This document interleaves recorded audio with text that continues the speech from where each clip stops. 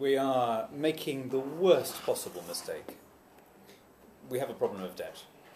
Governments all around Europe had excessive debt levels, and the EU's solution has been more debt, pushing these additional loans onto the countries that couldn't meet their existing liabilities.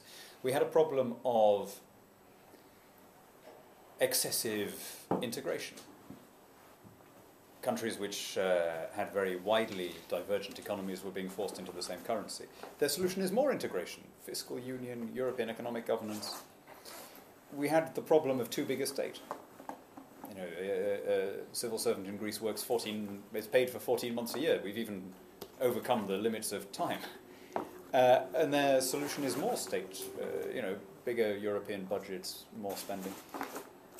In other words, we are repeating all of the mistakes that created the problem in the first place. The problem is state intervention and European integration and debt. And we are giving the patient more of the medicine that made him sick. If you're looking across the Atlantic, the Obama administration is doing exactly the same thing. Well, without the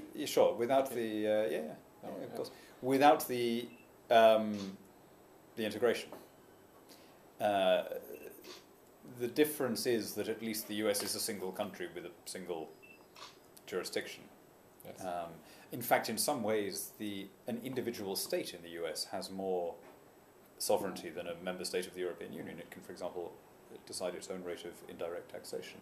Do you think that the bailout policy was actually for the citizens of the European Union, or it wasn't a bailout for the politicians? It was a bailout for the project of Europe and for the politicians who have political capital invested in the euro being a success.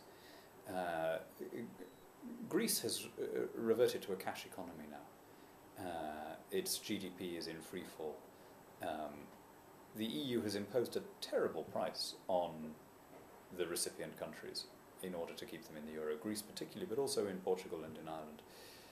And of course it's also imposing a great price on the contributor countries, on Germany, Netherlands, Austria and so on. Everybody is worse off. Everybody is worse off as a result of this policy. Everybody except the Eurocrats.